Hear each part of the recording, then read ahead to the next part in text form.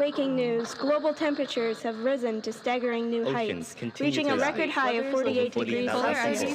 This alarming development is just the latest indication of the ongoing climate crisis, as carbon emissions and other greenhouse gases. 3, 2, 1. Climate countdown initiated.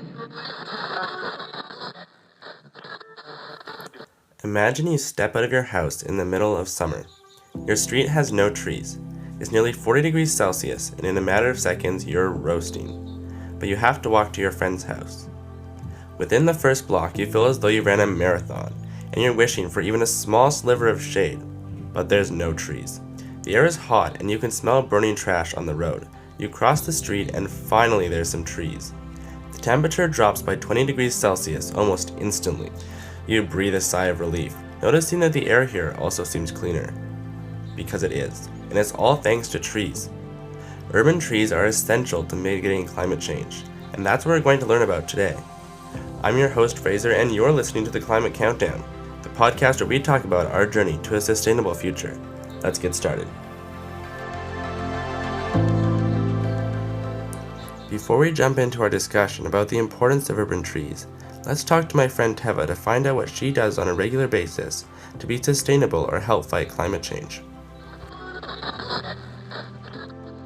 Hello, my name is Teva, and I'm currently a student at Mulgrave School, and I'm in grade 10.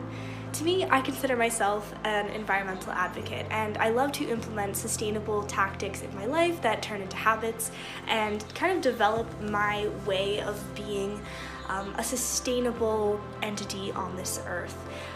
Which sounds a little bit daunting for a lot of people, but making the change, even just small changes, really does make an impact, and that's something that I really pride myself in, implementing these small changes.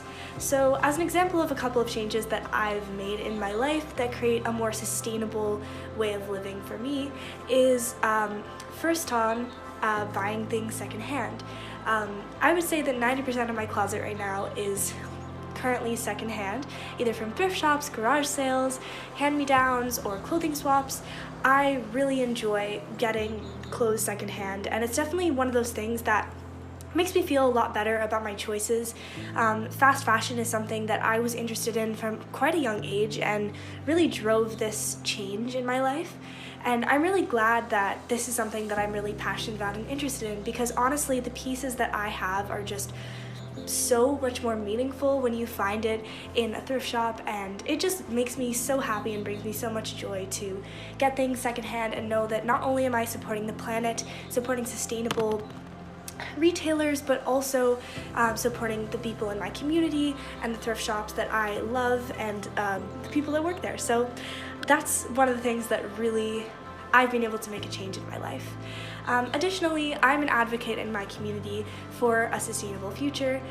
I believe as a youth member, it's really important to make change because ultimately I'm fighting for my future, and global warming is a really kind of daunting topic to take apart, but knowing that I'm doing my part in this world to even just make a small change is something that really just comforts me in a lot of ways. And one of the ways that I do that in my community, especially in school, is being a part of the Environmental Council.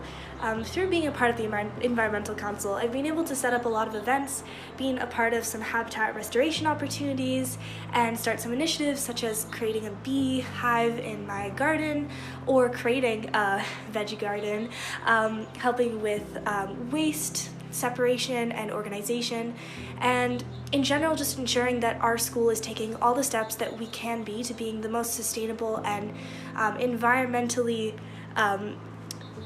ethical school possible. I really enjoy being a part of the Environmental Council and collaborating with youth of like-minded passions and interests like me. Finally, there are also a couple of other ways that I implement sustainable habits into my life. Like, for example, I really enjoy upcycling things, knowing how to just tinker things or sew, or just the small little repairs that maybe would cause people to throw things out or think that it doesn't work anymore.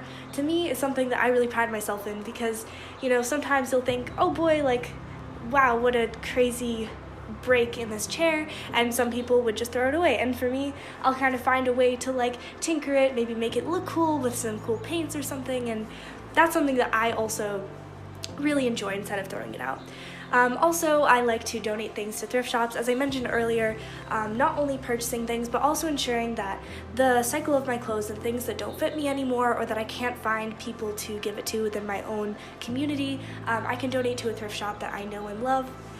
And yeah, so those are the ways that I can make change in my community in small ways, and I highly encourage everyone who's listening to this podcast to take on a habit that you think would fit best in your lifestyle. It definitely doesn't have to be the one that I listed, but for me that's what makes me feel like I am doing my part in a sustainable future for the youth of my community. Thank you, Teva. It's awesome to hear about everything you're doing to be sustainable and help fight climate change. Do you want to tell us what you're doing? Send in a voice message via the link in the episode description to be featured in a future episode. To begin our topic of the importance of urban trees, let's travel back a few years to when a group of concerned North Vancouverites, myself included, came together to protest the cutting of a 200-year-old cedar tree. In 2021, a 205-year-old cedar tree was slated to be cut down for the new Harry Jerome area high-rise living. When nearby residents discovered that the tree was going to be chopped, they started a petition which quickly reached 23,130 signatures. Every day, people stood around the tree to ensure that tree cutting services couldn't come and remove the tree. People protested outside Darwin Construction's office as well as at the tree. After pressure from the public, Darwin Construction changed their building design to accommodate the tree. This is a wonderful example of how buildings can be designed to allow for the preservation of urban trees, especially since there are so few remaining. That inspiring story brings us to today's interview with Alex Jamieson, retired city planner for the city of Richmond and also my grandfather. Welcome, Grandpa. This isn't your first time you've discussed urban trees with me, so welcome back to another tree discussion. Go check out my documentary, Who Speaks for the Trees, about the importance of urban trees. I'll put a link in the episode notes. I understand you're the Lorax of North Vancouver. Can you tell me a bit about some of the trees you've helped to save? Okay, I guess the Lorax story, people know if they read the paper. I helped to save a big deodar cedar in front of Lionsgate Hospital on 13th. And I can't honestly say I've saved any others in North Van, except there are several pending. There are developments that are about to occur, and I've been talking to the city and in some cases, to the developers to talk them out of that. And I will say that I started my tree-hugging career in Richmond as a planner. So one of my things was to review large developments, and one came along for a mall. It was a several-story mall. And if you've been to Richmond, you know what I'm talking about. But anyway, there was a big oak tree in the corner of the site. And I told the architect that he needed to save that. And he thought that was the dumbest thing he ever heard. He wasn't very interested. So anyway, I prevailed and they kept the oak tree. It's just one story. There are others. Awesome. So yeah, those are some of the trees you've helped to save. And why are you so dedicated to protecting these urban trees? It kind of goes way back, because when I was young, we moved around a lot. I lived in places that had trees, and for example, one of them was the Philippines, and we lived in a place called Baguio. And if you know the term Philippines, what it refers to is Philip's pines. King Philip, decided he'd take over the Philippines, and there were these beautiful pine trees in the mountains.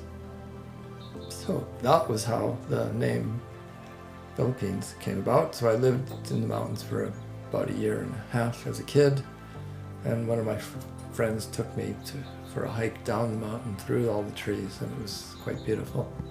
That is a wonderful example of why it is so important to have trees around when you're growing up, because when you're around trees, it establishes that connection to having trees in your life and how much joy and beauty they bring. If you go fast forward a bit, I went to architecture school. In the first year of architecture school, they said, when you are given a commission to design a building, the first thing you do is go to the site and see what's there. Look at the slope of the land and if there are any trees there. And you can design around trees. And I know architects who have left a tree in the middle of a building and they somehow managed to survive. So that, and then I've also loved art, and I love drawing and painting trees and landscapes. So kind of all fit together. That's awesome. And so as you were saying, you recently helped to save the tree at Lionsgate Hospital from being cut down. What were the steps that you took in order to save it? Okay, I'll kind of go through it in order here. I noticed the tree every day just about going by there. In fact, there was a grove of deodar cedars in front of the old psych ward, it was called. There was a heritage building which we knew the city had approved a permit to tear that building down and build another large acute care wing for the hospital. And all the plans and pictures I ever saw showed these trees staying there. One day they disappeared. The developer, who was Coastal Health, and their PCL, their contractor, decided the trees were in the way, so they just cut them all down. I think they did it during the period of time when we were having an atmospheric river and nobody was looking around. Right. So there was one left, one tree, and for various reasons the hospital had to come back for a development variance permit, and they applied for the permit. I looked at it and I saw that they had designed a ramp and parking spaces where the lone remaining tree was. So I said to the people, the designers, are you serious? Are you really going to cut down the last tree on the site? And of course they were. And the city staff didn't seem to be upset by that. The city council had a long discussion about it. And in the end, the only person who voted against giving them the permit was Tony Valente. So the Coastal Health had every right to cut it down now. So I got upset and I was going to write a letter to the management, the CEO of Coastal Health, which I did, but my advisor said to me, "You're wasting your time. They're not going to change that tree just because you said so." That's true. She said, "Why don't you write to the paper?" So I wrote a little note to Brent Richter, or to the editor of the paper at the time, and Brent Richter picked it up and wrote a nice article. And he said on the 31st of October, which happens to be Halloween, he was going to send a photographer over to take pictures of me and the tree. So I thought, aha, I got a bunch of friends and my family, and we all showed up with a big banner that said "Save the Tree," and it poured rain, and my grandchildren advised me to wear a costume, and they happened to have a Lorax costume. This of course was the costume I made for Halloween the previous year. The costume, yeah. Thank you, Fraser, for your costume. And the good news is nobody could tell who I was in the picture on the paper. But having an article in the paper got the attention of Coastal Health. They invited me to a meeting, and I met with two very influential and bright people that worked for the Coastal Health, and they without much convincing, they agreed with me that this should be looked at, and I did them a sketch of a site plan with their parking and the tree, and they took that and looked at it and decided that they would save the tree. It's also worth mentioning you got someone who saw that article, I believe, started a petition which got like 2,000 plus signatures, Yes. I think. So that probably also That helped was convince on them. change.org, so there was 3,500 signatures. 3,500. Wow. Nobody had a negative comment about it. So that brings us to the question of what do you think cities in Metro Vancouver can do better to help protect trees? Okay, the obvious one is have tree bylaws. City of North Van just adopted one about 1.5 years ago.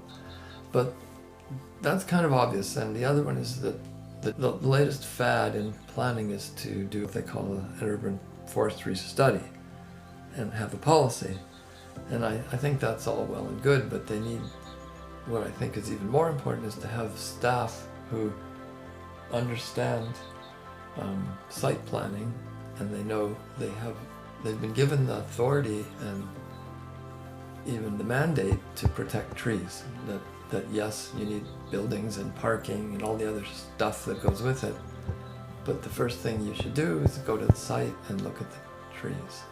So there'd be special people that are trained to do that sort of stuff. Right. And then this also kind of ties in with the last question, going to the site, as you said. Is there anything else developers and planners can do to help design around trees instead of cutting them down? Yeah, there is training. If you specialize in urban design, that's what you'll do. You'll learn how to do really good site plans with fitting in everything you need to fit in without destroying the landscape and the trees. It can be done because I've done it thousands of times. Awesome. Thank you so much for coming on the Climate Countdown today. Great. It's a great project. Thank you. Thank you. Thank you. Now let's dive into why urban trees are so important to help mitigate climate change. According to a research study by a UBC team, BC has warmed by 1 degree Celsius over the last century. It's predicted that daytime summer temperatures will be warmer by 3.7 degrees Celsius by 2050. Trees provide shade, store carbon, and reduce heat and overall energy use. As stated by Dr. Shepard, a professor of urban forestry at UBC, you can cool your house internally with a heat pump, but you can't cool your neighborhood. For that, you need enough trees. This team also created CoolKit, a free guide for communities to engage with climate change and urban forestry on their block. The hope is to educate people about the importance of green spaces in the city through conversations, maps, visioning, and action. Although I don't have time to discuss CoolKit in detail, I highly recommend you go check it out. I'll leave a link in the episode description.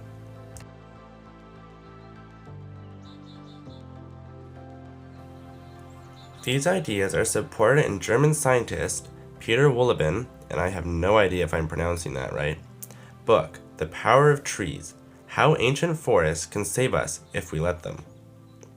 Although I haven't gotten to read his book yet, let's explore a bit of what we can learn from an interview with him, published in the independent news site, The Tyee. In the book, the author discusses how forests have experienced changing climates before, and know how to survive them. They are self-cooling, are able to hold water through droughts, and also pull water inland for thousands of kilometers away from the coast. He found that city streets on hot summer days that have trees are 20 degrees Celsius cooler than streets without trees. He goes as far as to state that it is a serious health problem to live on a street without trees. It is vital that we make cities green as fast as possible, because trees serve as our best air conditioner. I recently read an article in the North Shore News titled "Saving West Van's Urban Forests Will Come with a Price Tag." If you want to check it out, you can do so via the link in the show notes. From this article, I learned that the draft urban forest management plan that was presented to West Vancouver Council pointed out a large list of failings. The district estimated that in 2019, urban forest economic benefit was above $600 million from water filtration, stormwater management, air filtration, to carbon sequestration. The list goes on. In order to reach the 30% greenhouse gas reduction target by 2050, it is imperative that we preserve urban trees.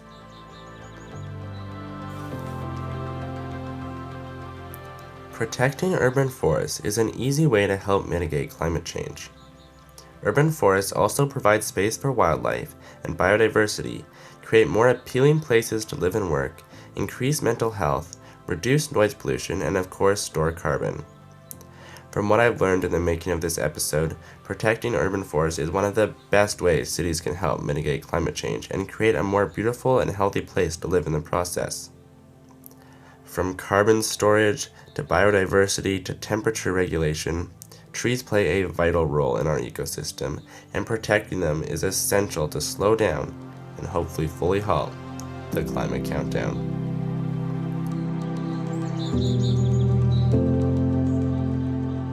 I hope you enjoy learning about the importance of urban trees. I encourage you to visit the show notes via the link in the description to take action in your city to help protect trees and mitigate climate change. Please consider sharing this podcast with a friend, your family, or whoever you think would enjoy it. Thank you for listening to the Climate Countdown. May the forest be with you.